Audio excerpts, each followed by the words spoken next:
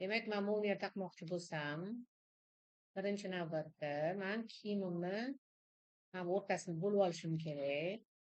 Demak, edit patternga o'tib, o'ng tugmani bosaman-da, cut deyman, sew demayman.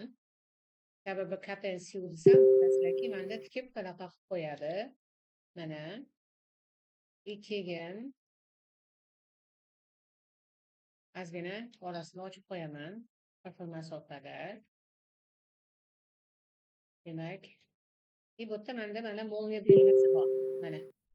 Belgilayman.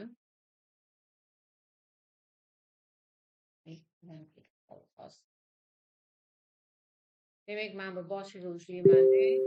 Demak, men pastgacha olib tushmoqchiman molniyani. Pastga 2 marta bosaman. Bunaqa jigarrang bo'ladi. Bu yoq tarafdan ham olib kelaman-da. Mana shu pastga olib tushib 2 marta bosaman. Va ozgina poylab tursam, bu menda mana bunaqa narsa hosil bo'ladi va keyin simulationni bossam, mana ko'ylagimga molniya qadab berdi. Anaqadan keyin обновлениyadan keyin men bu anaqa mana molniya. Endi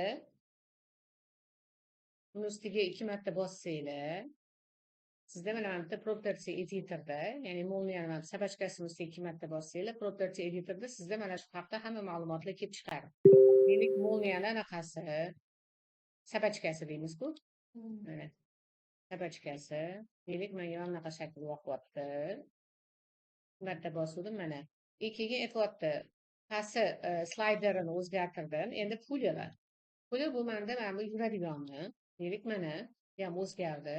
Ko'rganinglardek.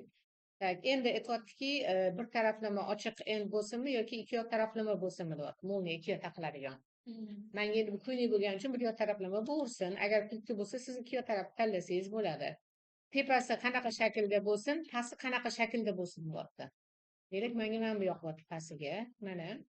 Keyin kattaligi. Misol uchun nomer 3 mana bu o'rtachasi. Agar nomer 10 deydigan bo'lsam, bu menda traktor molniyani anaqasi kelib chiqadi. Keyin bu yerda mana bu qo'llar rangi bosaman. Deylik, menga siniy rang yoqyapti deylik. Mana siniy rang anaqa bo'ldi. Ya'ni puller bilan slayder. Endi molniyani zamokka, ya'ni mana bu tishchasini ustiga bossam, endi u menda tish haqida ma'lumot chiqdi. Nomi zipper.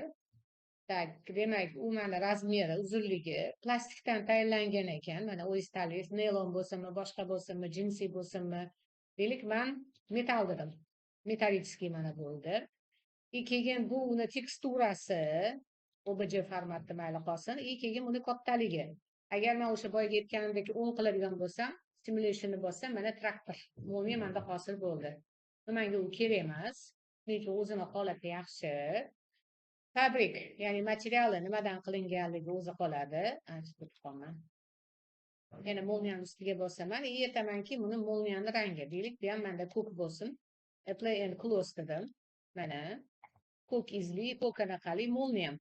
Endi men buni agar yechmoqchi bo'lsam, men pastga tortib tursam, mana ko'rdinglar, pastga tortdim, simulationni bossam, mana molniyani ochib berdi. Pastga qancha tortsangiz, bir paytda bu simulationdan chiqib ketishi hol edi. Simulationdan chiqib ketsanglar, molniya pastgacha yuradi. Bossangiz, mana kiyimni ochib berdi. Da, yana simulationni oxiri darrov bularga kulgi bo'lsa. Simulationdan chiqib ketdim, lekin qarang, bir yoq taraflama yursa ham, mana simulationni bossangiz, molniyani yopib beradi. Tushunarlimi? Hozircha sizga topshiriq molniya. Buni bajarib ko'ring. Hozir buni gruppaga